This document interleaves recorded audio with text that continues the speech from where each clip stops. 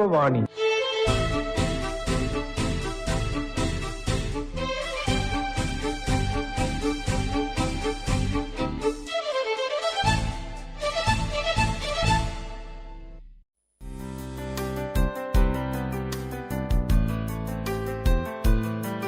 തുള്ളിയളക്കും startup. രോഗികളിലെ IV drip വയർലെസ്സായി നിരീക്ഷിക്കുന്ന സാങ്കേതികവിദ്യ തയ്യാറാക്കിയ ഈവ് ലാബ്സ് സ്റ്റാർട്ടപ്പിൻ്റെ സാരഥി വിഷ്ണു MS-ഉമായുള്ള അഭിമുഖം തുടർന്ന് കേൾക്കാം. കുറേയൊക്കെ നെയ്വിറ്റി ഉണ്ട് ഇതിനകത്ത്. കാരണം നമ്മളും വിചാരിക്കുന്ന നോക്കി നമ്മളൊരു പ്രോഡക്റ്റ് ഉണ്ടാക്കിയിട്ടുണ്ട്, ഇതാണ് നമ്മൾ സെല്ല് ചെയ്യുന്നത്, ഇത് നമ്മൾ ഉണ്ടാക്കി വിറ്റാൽ മതി. നമ്മൾ ബിസിനസ് ഒന്നും നേരത്തെ ചെയ്തിട്ടില്ല, വീട്ടിലും അങ്ങനെ സാഹചര്യമുള്ള ആരുമില്ല. അപ്പം ചില സമയത്ത് ആളുകൾ വാങ്ങിക്കാൻ റെഡി ആയിട്ടുണ്ടാവും എന്നുള്ളൊരു സങ്കല്പം. അതെ അതെ, ചില സമയത്ത് ഈ ഒരു ഇഗ്നോറൻസും നമ്മളെ ഹെൽപ്പ് ചെയ്യും. എന്ന് വെച്ചാൽ നമ്മൾ ഈ നെയ്വിറ്റി എന്ന് പറയുന്ന ഒരു ഫാക്ടർ നമ്മളെ ഇതേപോലെ സംരംഭങ്ങൾ തുടങ്ങാൻ ഹെൽപ്പ് ചെയ്യും. അത് മോശവുമല്ല. അത് നമ്മൾ ചിന്തിക്കാതിരിക്കുക. അതെ, അധികം ചിന്തിക്കുന്നതും ചിലപ്പോൾ പ്രശ്നമായിരിക്കും. കാരണം ഒരുപാട് ചിന്തിച്ചാൽ ചിലപ്പോൾ ഇത് തുടങ്ങില്ല. കാരണം ഞാൻ ഇതിനെപ്പറ്റി ഒരുപാട് ആലോചിച്ച് ഇത് വർക്കാവുമോ, അല്ലെങ്കിൽ ഇത് ആൾക്കാർ വാങ്ങുമോ, ഇങ്ങനെയൊക്കെ ആലോചിച്ച് ഇവരുടെ കൂടെ ചെയ്താൽ ഇത് ശരിയാവുമോ എന്നൊക്കെ ചിന്തിച്ച് കഴിഞ്ഞാൽ ചിലപ്പോൾ ഒന്നും നമ്മൾ ചെയ്തെന്ന് വരില്ല. അപ്പോൾ നിങ്ങൾ മൂവരും കൂടെ എന്നിട്ട് എവിടെയാണ് ആദ്യമായിട്ട് ഇതിൻ്റെ ഒരു സ്ഥാപനം എന്ന രീതിയിൽ തുടങ്ങുന്നത്? എവിടെയാണ് ഇത് തുടങ്ങുന്നത്? ശ്രീചിത്രയിൽ തന്നെ. അതെ അതെ അതെ. അതിനുശേഷം അപ്പോൾ അവിടെ എങ്ങനെയാണ് നിങ്ങൾ അവിടെ എത്തിയിട്ട് ഒരു ദിവസം എന്താ നിങ്ങൾ ചെയ്യുക? ഞങ്ങൾ ഈ ഒരു പ്രോഡക്റ്റിൻ്റെ ഒരു ഐഡിയേഷനും അതേപോലുള്ള കാര്യങ്ങളൊക്കെയാണ് ഇനീഷ്യലി ചെയ്ത് ഇതെങ്ങനെ ഉണ്ടാവണം. അപ്പം ഞങ്ങളെല്ലാവരും തന്നെ പ്രോഡക്റ്റ് ഉണ്ടാക്കുന്ന ആൾക്കാരായിട്ട് തന്നെ മൈൻഡ് സെറ്റ് ഉള്ളവരാണ്. അപ്പം ഞങ്ങളിതെങ്ങനെ ആയിരിക്കണം, ഇതിൻ്റെ ഇൻ്റർഫേസ് എങ്ങനെയായിരിക്കണം, എങ്ങനെ ഇതാണ് കമ്മ്യൂണിക്കേറ്റ് ചെയ്യേണ്ടത്, അങ്ങനെയുള്ള കാര്യങ്ങളെല്ലാം തീരുമാനിച്ച് ഒരു വർക്കിംഗ് ആയിട്ടുള്ളൊരു പ്രൂഫ് ഓഫ് കോൺസെപ്റ്റ് എന്നാണ് പറയുന്നത് സ്റ്റാർട്ടപ്പിൻ്റെ ലാംഗ്വേജിൽ. അപ്പം എന്ന് വെച്ചാൽ നമ്മളൊരു ഇൻവെസ്റ്ററിൻ്റെ അടുത്തേക്ക് പോകണമെങ്കിൽ നമുക്കിത് ഫുള്ളി വർക്കിംഗ് ആയിട്ട് കാണിക്കണം. അപ്പം അതിന് വേണ്ടിയുള്ളൊരു പ്രോഡക്റ്റാണ് ആദ്യം ഉണ്ടാക്കുന്നത്. അപ്പോൾ അതുണ്ടാക്കിയതിന് ശേഷം നമ്മുടെ കയ്യിലുള്ള ക്യാഷ് പിന്നെയും ഒബ്സൊലീറ്റായി. നമ്മൾ സേവ് ചെയ്തേണ്ടുന്ന പൈസ വെച്ചിട്ടാണ് ഈ ശ്രീചിത്രയിലേക്ക് വന്നത്. അപ്പോൾ ഒരു 2016 നവംബർ ആ ഒരു സമയമൊക്കെയാണ്. അപ്പോൾ ആ സമയത്ത് നമുക്ക് ഫസ്റ്റ് ഏഞ്ചൽ ഇൻവെസ്റ്റ്മെൻറ്റ് കിട്ടി. എന്താ ഏഞ്ചൽ ഇൻവെസ്റ്റ്മെൻറ്റ് എന്ന് പറയുമ്പോൾ? ഏഞ്ചൽ ഇൻവെസ്റ്റ്മെൻറ്റ് എന്ന് പറഞ്ഞു കഴിഞ്ഞാൽ ആക്ച്വലി നമുക്ക് നമ്മുടെ കമ്പനിയിലേക്ക് ഫണ്ട് തരുന്ന ഇൻവെസ്റ്റേഴ്സിനെ ഏഞ്ചൽ ഇൻവെസ്റ്റേഴ്സ് എന്നാണ് വിളിക്കുന്നത്. ഇവർ കാശ് കടം തരുവാണോ? കാശ് കടം തരുവല്ല ചെയ്യുന്നത്. നമ്മുടെ കമ്പനിയിൽ ഷെയറിന് പകരമായാണ് കാശ് തരുന്നത്. ഇത് നമ്മൾക്ക് തിരിച്ചു കൊടുക്കുന്നത് ആക്ച്വലി ഈ കമ്പനി, ഇത് നമ്മളൊരു സിമ്പിളായിട്ട് പറയുന്നത് നമ്മളൊരു സിനിമയൊക്കെ പിടിക്കുന്ന പോലെയാണ്. അപ്പോൾ ഞാൻ അതിൻ്റെ സംവിധായകനും ഇൻവെസ്റ്റർ എൻ്റെ പ്രൊഡ്യൂസറുമാണ്. അപ്പം എനിക്കും ഈ കമ്പനിയിൽ ഷെയർ ഉണ്ട്. ഈ സിനിമ ഈ കമ്പനിയാണെന്ന് വിചാരിച്ചാൽ എനിക്ക് ഈ കമ്പനിയിൽ ഷെയർ ഉണ്ട്, അതേപോലെ ഇൻവെസ്റ്ററിനും ഷെയർ ഉണ്ട്. പക്ഷേ സ്വാഭാവികമായും എൻ്റെ ഷെയർ ആയിരിക്കും കൂടുതൽ.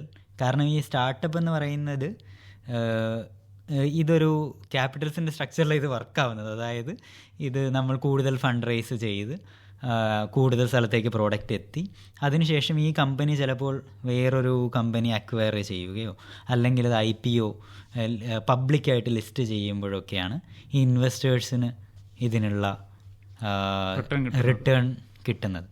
അപ്പോൾ അവരാദ്യം അതായത് ഈ ഒരു വിശ്വാസം അർപ്പിച്ച് ഈ കമ്പനി വളരും എന്നുള്ള വിശ്വാസം അർപ്പിച്ച് ഈ കമ്പനിയിലേക്ക് ആദ്യമായി പൈസ ഇറക്കുന്നവരാണ്. അതുകൊണ്ട് അവരൊരു മാലാഖമാരായൊക്കെ കാണുന്നുണ്ടായിരിക്കും ഏഞ്ചൽ ഇൻവെസ്റ്റർ എന്നുള്ളൊരു പേരൊക്കെ. അതെ, അങ്ങനെ ആയിരിക്കാം ആ പേര് വന്നത്. അപ്പോൾ കാരണം നമ്മുടെ സൈഡിൽ നിന്ന് നോക്കുവാണെങ്കിലും വേറെ ആരും ആക്ച്വലി ആ സമയത്ത് ഇൻവെസ്റ്റ് ചെയ്യാനില്ലായിരുന്നു. നമ്മുടെ ഈ ഒരു ഐഡിയയിൽ വിശ്വസിക്കുന്ന വേറെ കുറച്ച് ആൾക്കാരെ കണ്ടുപിടിക്കുന്നത് തന്നെ വളരെ ബുദ്ധിമുട്ടാണ്. കാരണം നമ്മൾക്ക് ഇത് വളരെയധികം ക്രൂഡായിട്ടുള്ളൊരു ഐഡിയ ആണ്, ഇതെങ്ങും വിറ്റ് പോയിട്ടില്ല. അപ്പം ഈ ഒരു പ്രശ്നങ്ങളെല്ലാം മനസ്സിലാക്കിക്കൊണ്ട് തന്നെ നമ്മളെ വിശ്വസിക്കുന്ന ഈ ക്യാഷ് ഇടുന്ന ഒരാൾ തന്നെയാണ് ഏഞ്ചൽ ഇൻവെസ്റ്റർ. ആദ്യം ഏഞ്ചൽ ഇൻവെസ്റ്റ്മെൻറ്റ് വരുന്നു. അപ്പോൾ നമുക്ക് കുറച്ചുകൂടി കമ്പനിയുടെ വാല്യൂഷൻ കൂടുന്നു. അതിനോടൊപ്പം നമുക്ക് കുറച്ച് വർക്ക് ചെയ്യാനുള്ള കുറച്ചും കൂടെ ഒരു കാലം നീട്ടി കിട്ടുകയാണല്ലോ. അതെ അതെ അതെ. അതിനുശേഷം എന്തായിരുന്നു അടുത്ത നടപടി? അതിനുശേഷം ഞങ്ങൾ ഈ പ്രോഡക്റ്റ് ഫുള്ളി ഡെവലപ്പ് ചെയ്യുന്നതിലേക്കുള്ള വർക്കുകളൊക്കെ ചെയ്തു. ഇതിന് മോൾഡ്, ഡൈ അതേപോലുള്ള കാര്യങ്ങളൊക്കെ ഉണ്ടാക്കണമായിരുന്നു. ടെസ്റ്റിംഗ് ഒരുപാടുണ്ടായിരുന്നു. മെഡിക്കൽ ഡിവൈസാണ്, നമുക്കിത് ടെസ്റ്റ് ചെയ്യാതെ പേഷ്യൻറ്റിൽ ട്രയൽ ചെയ്യാൻ പോലും തന്നെ പറ്റില്ല. ഒരുപാട് ലൈസൻസിങ് പ്രൊസീജിയേഴ്സ് ഒക്കെ ഉണ്ട്. കാരണം കൃത്യമായിട്ടൊരു സിഗ്നൽ എങ്ങാനും അറിയാതെ മാറിപ്പോയോ കൊടുക്കാതിരിക്കുകയൊക്കെ ചെയ്താൽ ചിലപ്പോൾ ഒരാളുടെ ജീവൻ തന്നെ അപകടത്തിലാണ്. അതെ അതെ അതെ, ഇത് വളരെ ക്രിട്ടിക്കലായിട്ടുള്ള ഒരു സംഗതിയാണ്. അതിപ്പോൾ എന്ത് തന്നെ ചെറിയ മെഷീനായാലും അത് വളരെ ക്രിട്ടിക്കലായിട്ടുള്ളൊരു സംഗതിയാണ്. അപ്പോൾ നമ്മൾക്ക് തന്നെ നല്ല ഉറപ്പ് വേണം ടെസ്റ്റ് ചെയ്ത്, അതിനുശേഷം മാത്രമേ നമുക്കിതൊരു ട്രയലിനായാൽ പോലും പേഷ്യൻറ്റിന് ഉപയോഗിക്കാൻ കൊടുക്കാൻ പറ്റുള്ളൂ. ഈവൻ ഒരു ട്രയലിന് പോലും ഇപ്പോൾ ലൈസൻസ് ആവശ്യമാണ്, ഒരു ട്രയലായിട്ട് ഉപയോഗിക്കണമെങ്കിൽ പോലും. ലൈസൻസ് ഇല്ലാതെ അത് ചെയ്യുന്നത് നിയമവിരുദ്ധമാണ്. അതൊക്കെ ഏത് വർഷമാണ് ഇതെല്ലാം കഴിഞ്ഞ് കിട്ടിയത്? അപ്പം ഇതെല്ലാം ഞങ്ങൾക്ക് കഴിഞ്ഞ് കിട്ടിയത് ആക്ച്വലി 2023 ഫുൾ പ്രൊസീജിയർ എല്ലാം കഴിഞ്ഞത്. അപ്പോൾ ഞങ്ങൾ ഈ പ്രോസസ്സൊക്കെ ചെയ്ത് തുടങ്ങിയത് ഏകദേശം 2018 ആ ഒരു സമയത്താണ്. അപ്പോൾ അത് കണ്ടിന്യൂസ് ആയിട്ട് പല പല പല ട്രയലുകൾ നടന്നിട്ടുണ്ട്. അപ്പോൾ അതിനെല്ലാം ശേഷമാണ് ഈ പ്രോഡക്റ്റ് ഉണ്ടായി വരുന്നത്.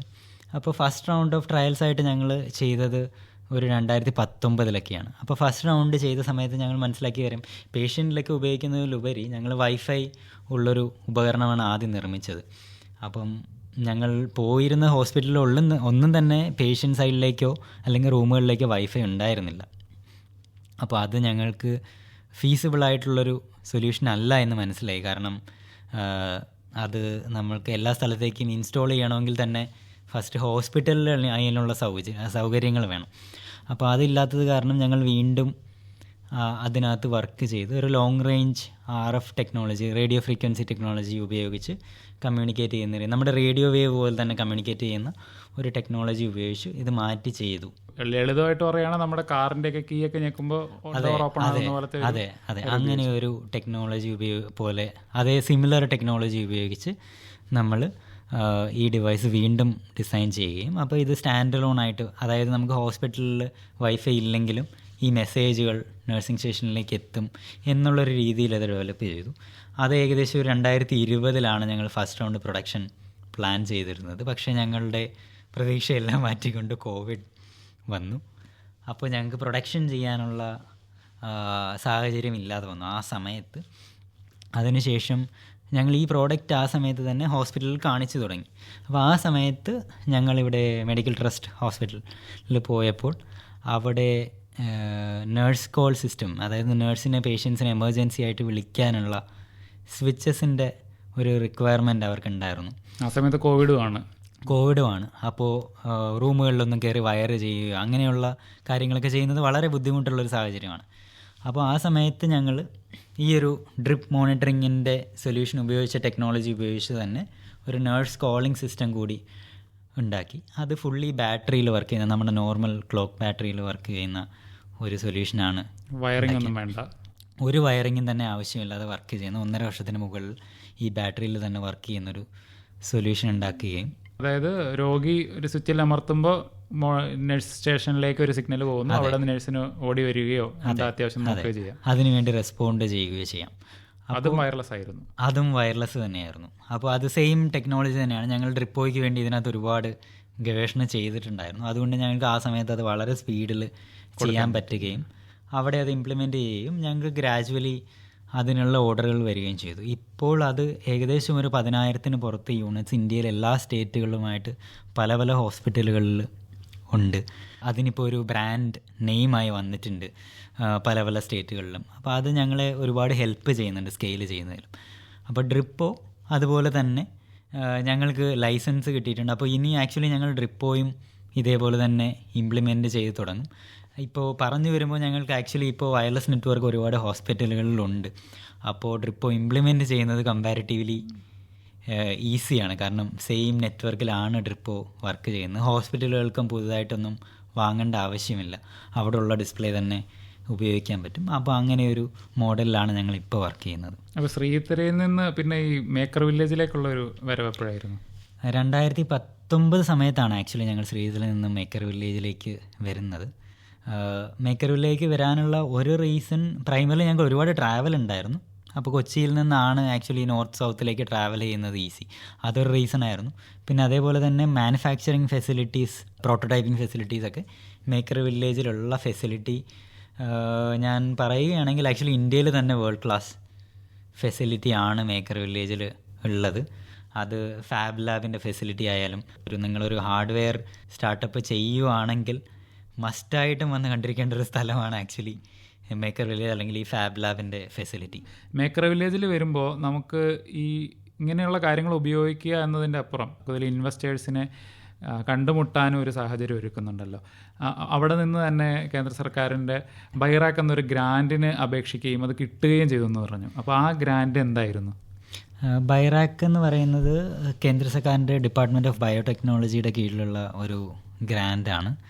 അത് ജനറലി മെഡിക്കൽ ഡിവൈസ് അല്ലെങ്കിൽ ബയോടെക്നോളജി ഡൊമൈനിലുള്ള സ്റ്റാർട്ടപ്പുകൾക്ക് 50 ലക്ഷം രൂപ വരെ ഗ്രാൻഡ് മണി ആയിട്ട് കൊടുക്കുന്നതാണ് ഇതേപോലുള്ള പ്രോഡക്റ്റുകൾ ഡെവലപ്പ് ചെയ്യാൻ. കാരണം ഒരു മെഡിക്കൽ ഡിവൈസ് ആക്ച്വലി ഡെവലപ്പ് ചെയ്തെടുക്കുക എന്നുള്ളത് അത്ര ഈസി ആയിട്ടുള്ള കാര്യമല്ല. അതിനകത്ത് ഒരുപാട് ടെസ്റ്റിംഗ്, അതേപോലെ തന്നെ റെഗുലേറ്ററി ക്ലിയറൻസ്, നമുക്ക് കമ്പനി ആണെങ്കിലും ISO ഇംപ്ലിമെൻറ്റേഷൻ, അങ്ങനെ ഒരുപാട് കോസ്റ്റ് ചിലവുള്ളൊരു കാര്യമാണ്. മാത്രമല്ല ഒരു സോഫ്റ്റ്വെയർ സ്റ്റാർട്ടപ്പുകൾ വെച്ച് നോക്കുമ്പോൾ ഹാർഡ്വെയർ സ്റ്റാർട്ടപ്പുകൾ ലോഞ്ച് ചെയ്യാൻ, അതൊന്ന് ഒരു പ്രൊഡക്റ്റ് ആയി വരാൻ അതിന് കൂടുതൽ സമയം എടുക്കുമെന്ന് തോന്നുന്നു. അതെ, അതിൻ്റെ ജസ്റ്റേഷൻ പീരീഡ് ആക്ച്വലി വളരെ കൂടുതലുള്ള സ്റ്റാർട്ടപ്പുകളാണ് യൂഷ്വലി ഹാർഡ്വെയർ സ്റ്റാർട്ടപ്പ്. ഇനി നമ്മളൊരു പ്രോഡക്റ്റ് ഉണ്ടാക്കിയാലും അതിൻ്റെ ഡിസ്ട്രിബ്യൂഷൻ നോക്കുവാണെങ്കിലും അതെല്ലാം തന്നെ വളരെ ബുദ്ധിമുട്ടുള്ള ഒരു കാര്യമാണ്. ഇപ്പോൾ ഞങ്ങൾ ആക്ച്വലി ഈ അടുത്ത് നമ്മൾ അസാമിലൊരു ഹോസ്പിറ്റലിൽ ഇൻസ്റ്റലേഷൻ ചെയ്യുന്നുണ്ട്. അപ്പോൾ ഇവിടെ നിന്ന് ഈ കമ്പോണൻസ് എല്ലാം തന്നെ ഒരു കേടും കൂടാതെ അവിടെ എത്തിക്കുക എന്നുള്ളത് തന്നെ വളരെ ബുദ്ധിമുട്ടുള്ള കാര്യമാണ്. കാരണം ഇവിടുന്ന് നമ്മളൊരു പാക്കറ്റ് വിടുമ്പോൾ തന്നെ അത് പല സ്ഥലത്ത് കയറി ഇറങ്ങിയാണ് പോകുന്നത്. അപ്പം അതേപോലുള്ള കാര്യങ്ങൾ മുതൽ ആക്ച്വലി ബുദ്ധിമുട്ടാണ് ഒരു ഹാർഡ്വെയർ സ്റ്റാർട്ടപ്പ് ബിൽഡ് ചെയ്യുന്നതിൽ. പാക്കിംഗ് മെറ്റീരിയൽ തൊട്ട് ആലോചിച്ച് തുടങ്ങണം. അതെ, അതെങ്ങനെ പാക്ക് ചെയ്യും, അത് പാക്ക് ഇങ്ങനെ ചെയ്ത് കഴിഞ്ഞാൽ ചിലപ്പോൾ അത് പൊട്ടിപ്പോകാം. അപ്പം ചിലപ്പോൾ അത് പൊട്ടിപ്പോയതിന് ശേഷമായിരിക്കും നമ്മൾ അറിയുന്നത്. അപ്പം ഇതേപോലുള്ള കാര്യങ്ങളെല്ലാം, ചെറിയ ചെറിയ കാര്യങ്ങൾ പോലും നമ്മൾ കോസ്റ്റും ഉണ്ട്, അത് മുൻകൂട്ടി കണ്ടിരിക്കുകയും വേണം. ഒരു സംരംഭകൻ എന്ന നിലയിൽ വിഷ്ണുവിന് എന്താ തോന്നിയിട്ടുള്ളത്? ഇപ്പോൾ ഒരു തൊഴിൽ തേടുന്ന ആളിൽ നിന്നും ഒരു തൊഴിൽ ദാതാവാണ് അല്ലേ, പലയിടത്തുനിന്നും ഇതിലേക്ക് കമ്പനിയിലേക്ക് ആളുകളെ റിക്രൂട്ട് ചെയ്യുകയും അവരെ ട്രെയിൻ ചെയ്യുകയൊക്കെ ചെയ്യുന്നുണ്ട്. അപ്പോൾ ഒരു എൻജിനീയറിംഗ് വിദ്യാർത്ഥിയായിരുന്നു, പിന്നെ ഡിസൈൻ വിദ്യാർത്ഥിയായി, അവിടെ നിന്ന് ഇലക്ട്രോണിക്സിൽ നിന്ന് മാറി ഇപ്പോൾ മാർക്കറ്റിങ്ങും സെയിൽസും ഒക്കെ പഠിച്ച് വേറൊരു രീതിയിലാണ്. അപ്പോൾ ഒരു സംരംഭകൻ എന്ന നിലയിൽ വിഷ്ണു തന്നെ ഈ ഒരു യാത്രയെ നോക്കിക്കണ്ട എന്താണ് പറയാനുള്ളത്? ഒരു സ്റ്റാർട്ടപ്പ് ചെയ്യുമ്പോൾ നമ്മൾ പല പല ആസ്പെക്ട്സിലുള്ള പ്രശ്നങ്ങൾ ഒരേ സമയം സോൾവ് ചെയ്യേണ്ടി വരും. നമ്മൾ പുതിയ കാര്യങ്ങൾ ഒരുപാട് പഠിക്കേണ്ടി വരും. ഈവൻ ഇപ്പം ഫൈനാൻസ് പഠിക്കേണ്ടി വരും, അല്ലെങ്കിൽ ഒരു CAയുടെ കൂടെ നമ്മൾ സംസാരിക്കേണ്ടി വരും. അപ്പോൾ അക്കൗണ്ടിങ് പഠിക്കേണ്ടി വരും, അതല്ലെങ്കിൽ പ്രൊഡക്ഷൻ മാനേജ്മെൻറ്റ്, ക്വാളിറ്റി സിസ്റ്റം, ഇതേപോലുള്ള കാര്യങ്ങളൊക്കെ പലതും പല പല മേഖലകളാണ്. അപ്പോൾ ഇതെല്ലാം തന്നെ നമുക്ക് ഒരു വിധത്തിലുള്ള അറിവ് ആക്ച്വലി ബിൽഡ് ചെയ്യേണ്ടി വരും. അപ്പോൾ ഇത് ജനറലി നമ്മൾ ആസ് എ പേഴ്സൺ നമ്മളെ ഒരുപാട് ഇമ്പ്രൂവ് ചെയ്യും. ഒരു ചെറിയ സമയം കൊണ്ട് തന്നെ നമ്മളെ ഒരുപാട് ഇമ്പ്രൂവ് ചെയ്യും. പിന്നെ ഉത്തരവാദിത്വം ജനറലി ഒരു ജോലിയിലിരിക്കുന്നതിനേക്കാളും കൂടുതലാണ്. കാരണം ഒരു ജോലി ദാതാവ് എന്ന് പറയുമ്പോൾ ആക്ച്വലി നമ്മുടെ ഉത്തരവാദിത്വം ശരിക്കും കൂടുതലാണ്. കാരണം നമ്മൾ ഒരു കമ്പനി നടത്തുകയാണ്, അവിടെ ഇപ്പോൾ ഇത്ര എംപ്ലോയീസ് ഉണ്ട്, അപ്പം അവർക്ക് എല്ലാവർക്കും കറക്റ്റായിട്ട് പേ വരണം, അതേപോലെ തന്നെ കറക്റ്റ് പേ ആയിരിക്കണം. ഇതെല്ലാം തന്നെ നമ്മളൊരു ജോലിയിലിരിക്കുമ്പോൾ അതിനെക്കുറിച്ചൊന്നും അധികം ആലോചിക്കേണ്ടി വരില്ല. അതിലുപരി നമ്മൾക്ക് ജോലി ചെയ്യുമ്പോൾ നമുക്ക് ആ ഒരു ജോലിയിൽ മാത്രം ഫോക്കസ് ചെയ്ത് വർക്ക് ചെയ്താൽ മതിയാവും. അതിനെ അപേക്ഷിച്ച് ഇത് വളരെയധികം റെസ്പോൺസിബിളായിട്ടുള്ളൊരു ജോലിയാണ്. പക്ഷേ ഇതിൽ കിട്ടുന്ന സാറ്റിസ്ഫാക്ഷൻ വളരെ കൂടുതലാണ്. അതുപോലെ തന്നെ ഇതിൽ നമ്മുടെ സമയം ആക്ച്വലി നമ്മുടെ സമയമാണ്. ഞാനിപ്പോൾ ഞങ്ങളുടെ കമ്പനിയിൽ വർക്ക് ചെയ്യുന്നൊരു എംപ്ലോയിക്ക് ഞാൻ ഓഫീസിൽ പോകുന്നത് പോലെ ആയിരിക്കില്ല ഒരിക്കലും ആ എംപ്ലോയി കാണുന്നത്. കാരണം ആളവിടെ എംപ്ലോയിഡാണ്. അതേസമയം എംപ്ലോയറായിരിക്കുമ്പോൾ ഈ പറയുന്ന ഫ്രീഡം ആക്ച്വലി എംപ്ലോയറിനുണ്ട്. അത് എത്ര ഇല്ലെന്ന് പറഞ്ഞാലും ഉണ്ട്. അപ്പോൾ അത് ഒരു ഡിഫറൻസ് ആയിട്ട് എനിക്ക് തോന്നിയിട്ടുണ്ട്, ഒരു എംപ്ലോയി എന്നുള്ള രീതിയിൽ. എനിക്ക് രണ്ടും ആക്ച്വലി ഇഷ്ടമാണ്, രണ്ടും ചെയ്യുന്നത് ഇഷ്ടമാണ്, ആസ് ലോങ് ആസ് ഞാൻ ചെയ്യുന്ന ജോലി എനിക്കിഷ്ടമാണെങ്കിൽ. അപ്പോൾ ഞാൻ എംപ്ലോയർ ആയിരിക്കുമ്പോൾ അല്ലെങ്കിൽ ഒരു സംരംഭം ചെയ്യുമ്പോൾ ഞാൻ എപ്പോഴും ഞാനിപ്പോൾ ചെയ്യുന്ന കാര്യങ്ങളിൽ ഇൻട്രസ്റ്റ് കണ്ടെത്തുക ചെയ്യുന്നത്. നേരത്തെ ഞാൻ ഇൻട്രസ്റ്റ് ഉള്ള കാര്യങ്ങൾ ചെയ്യാം എന്നാണ് കരുതിയിരുന്നത്. അപ്പോൾ അത് ഫ്ലിപ്പ് ചെയ്തു. അതെ, ചെയ്യുന്ന കാര്യങ്ങൾ എങ്ങനെ ഇൻട്രസ്റ്റിംഗ് ആയിട്ട് ചെയ്യാം എന്ന് ഞാൻ ആലോചിക്കുന്നത്. എനിക്ക് ബേസിക്കലി എനിക്കൊരു ആർട്ട് ചെയ്യാനാണ് ഇഷ്ടം, അല്ലെങ്കിൽ ഒരു പുതിയ സാധനം ക്രിയേറ്റ് ചെയ്യുന്നതാണ് എനിക്ക് ആക്ച്വലി ഏറ്റവും കൂടുതൽ സാറ്റിസ്ഫാക്ഷൻ തരുന്നത്. അതുകൊണ്ടാണ് ആക്ച്വലി ഞാൻ ഈ ജോലിയൊക്കെ നിർത്തിയിട്ടുള്ളത്. കാരണം ഈ ചില ജോലികളിൽ എനിക്കിത് റിപ്പറ്റീഷൻ തോന്നുമ്പോഴാണ് ഞാൻ എൻ്റെ ജോലി നിർത്തിയിട്ടുള്ളത്. അപ്പോൾ ഇതിനകത്ത് എനിക്ക് റിപ്പറ്റീഷൻ എന്ന് പറയുന്നൊരു സംഭവം ഇതുവരെ തോന്നിയിട്ടില്ല. കാരണം ഒരു പ്രശ്നം സോൾവ് ചെയ്ത് കഴിയുമ്പോൾ വേറൊരു പ്രശ്നം എപ്പോഴും ഉണ്ടാവും. പ്രശ്നം റെഡി ആയിട്ടുണ്ട്. അതെ അതെ അതെ. അപ്പോൾ ആ സംരംഭകൻ്റെ സംതൃപ്തി വിഷ്ണുവിൻ്റെ മുഖത്ത് നന്നായി കാണുന്നുണ്ട്. എല്ലാവർക്കും ഇങ്ങനെ സ്റ്റാർട്ടപ്പ് തുടങ്ങണം അല്ലെങ്കിൽ എന്തെങ്കിലുമൊക്കെ തുടങ്ങണം എന്ന് പറയുമ്പോൾ അവരെ പിന്നോട്ട് വലിക്കുന്ന ഈ പരാജയ ഭീതിയാണ്. അപ്പോൾ വിഷ്ണുവിൻ്റെ ഒരു കോൺസെപ്റ്റ് ഓഫ് ഫെയിലിയർ എന്താ? എങ്ങനെയാണ് ഇപ്പോൾ തോറ്റു പോകുമോ എന്ന് ആലോചിച്ചിട്ട് പല കാര്യങ്ങളും ചെയ്യാതെ പോകുമല്ലോ, അല്ലെങ്കിൽ വിജയിച്ച സ്റ്റാർട്ടപ്പുകളെക്കാളും കൂടുതൽ പരാജയപ്പെട്ടവരുണ്ടാവും, അവരെ ആരും കാണുന്നില്ല എന്നൊക്കെ പറയും. അപ്പോൾ അവരോടൊക്കെ എന്താ പറയാനുള്ളത് വിഷ്ണുവിന്?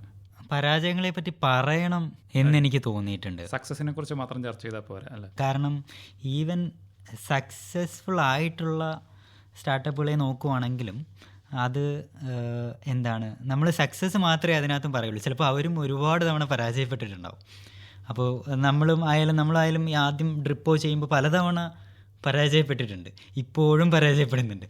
ഇത് ചെയ്യാൻ പറ്റിയില്ല എന്നുള്ളത് ആക്ച്വലി ഒരു പ്രോബ്ലം അല്ല, നമ്മളിത് ചെയ്ത് നോക്കാതിരിക്കുന്നതൊരു പ്രശ്നമായിട്ട് എനിക്ക് തോന്നാറുണ്ട്. നമ്മൾ പലതും ട്രൈ ചെയ്ത് നോക്കാതിരിക്കുന്ന ഒരു പ്രശ്നമാണ്. നമ്മൾ പരാജയപ്പെടുന്നത് ഒരിക്കലും ഒരു പ്രശ്നമായിരിക്കില്ല. കാരണം ഈവൻ ഞങ്ങൾ ഹയർ ചെയ്യുമ്പോഴായാൽ പോലും ഞങ്ങൾ പല പല കാര്യങ്ങൾ ചെയ്തിട്ടുള്ള ആൾക്കാരെ എടുക്കാറുണ്ട്, അല്ലെങ്കിൽ പല പല കാര്യങ്ങൾ ചെയ്ത് ഫെയിലായവരെയും ആക്ച്വലി ഹയർ ചെയ്യാറുണ്ട്. കാരണം അവർ കുറച്ചും കൂടി കാര്യങ്ങൾ മനസ്സിലാക്കിയിട്ടുണ്ടാവും. കാരണം ആ ഒരു ജേണി അവരെ ഒരുപാട് കാര്യങ്ങൾ പഠിപ്പിച്ചിട്ടുണ്ടാവും. അത് നമ്മളെ ഒരുപാട് ഹെൽപ്പ് ചെയ്യും ഇത് സംഭവിക്കുന്നത്. പിന്നെ ഈ മേക്കർ വില്ലേജ് പോലുള്ള എക്കോ സിസ്റ്റംസ് ആക്ച്വലി അത് ഒരുപാട് ഹെൽപ്പ് ചെയ്യും. കാരണം ഒരുപാട് ഹാർഡ്വെയർ ഫൗണ്ടേഴ്സ് ഇവിടെയുണ്ട്. അപ്പോൾ അവരോടൊക്കെ ഇൻട്രാക്ട് ചെയ്യുമ്പോൾ നമ്മൾ അവരോട് കുറച്ചും കൂടെ ക്ലോസ് ആകുമ്പോൾ ആക്ച്വലി അവർ ഇതും പറയാറുണ്ട്. അപ്പോൾ അത് നമ്മളെ ഒരുപാട് ഹെൽപ്പ് ചെയ്യാറുണ്ട്. യൂഷ്വലി എനിക്ക് ഏറ്റവും നല്ല മെൻറ്റർഷിപ്പ് കിട്ടിയിട്ടുള്ളത് അവിടെയുള്ള ബാക്കിയുള്ള ഫൗണ്ടേഴ്സിൽ നിന്നാണ്. കാരണം അവർ സെയിം ജേണി തന്നെയാണ് ചെയ്തുകൊണ്ടിരിക്കുന്നത്. അപ്പോൾ അവർക്ക് നമ്മളോട് റിലേറ്റ് ചെയ്യാൻ പറ്റും, നമ്മുടെ സാഹചര്യം അവർക്ക് കറക്റ്റായിട്ട് അറിയാം. അപ്പം അവർക്കാണ് നമ്മളെ ഏറ്റവും നല്ലോണം ഹെൽപ്പ് ചെയ്യാനും പറ്റുക. ഇപ്പോൾ പരാജയത്തെ അല്ല പേടിക്കേണ്ടത്, പരാജയ ഭീതിയാണ് പേടിക്കേണ്ടതെന്നാണ് വിഷ്ണു പറഞ്ഞു വയ്ക്കുന്നത്. നിങ്ങൾക്ക് ചെയ്തു നോക്കുക, അതിൻ്റെ ഫലം എന്താണ് എന്നാലോചിച്ച് എപ്പോഴും പേടിച്ചുകൊണ്ടിരിക്കുക, ചെയ്യാതിരിക്കുക എന്നതാണ് ഏറ്റവും വലിയ പ്രശ്നം. നമ്മൾ ഇത്രയും നേരം സംസാരിച്ചുകൊണ്ടിരുന്നത് ഈവ് ലാബ്സ് എന്ന ഒരു പുതുതലമുറ സ്റ്റാർട്ടപ്പിനെ കുറിച്ചാണ്. അവിടെ അവർ ഹെൽത്ത് കെയർ സെക്ടറിൽ മെഡിക്കൽ ഡിവൈസ് ഉണ്ടാക്കുന്ന, മെഡിക്കൽ ഉപകരണങ്ങൾ ഉണ്ടാക്കുന്ന, നമ്മുടെ കേരളത്തിൽ തന്നെ തുടങ്ങിയ ഈ സ്റ്റാർട്ടപ്പിന് എല്ലാവിധ ഭാവുകങ്ങളും. അപ്പോൾ ഇത് ഇങ്ങനെ കേരളത്തിൽ നിന്നും ഇന്ത്യയിൽ നിന്നും പുറത്തേക്കൊക്കെ വ്യാപിച്ചിരിക്കുകയാണ്. അപ്പോൾ ഇതുപോലെ ഒരു രോഗികൾക്കും ഒരു ദോഷവും വരാത്ത, അവരുടെയൊക്കെ ആരോഗ്യത്തിനെ കൂടുതൽ മെച്ചപ്പെട്ടതാക്കുന്ന നിരവധി മെഡിക്കൽ ഉപകരണങ്ങൾ ഈ ലാബ്സിൽ നിന്നും ഇനിയും ഉണ്ടാവട്ടെ. അപ്പോൾ എല്ലാവിധ ഭാഗങ്ങളും. Thank you.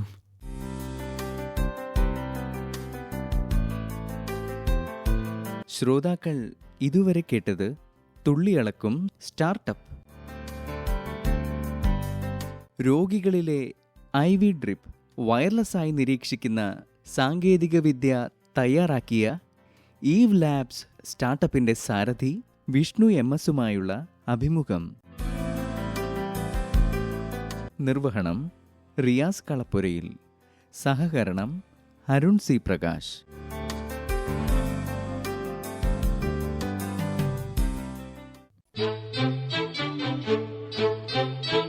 യുവവാണി സമാപിക്കുന്നു.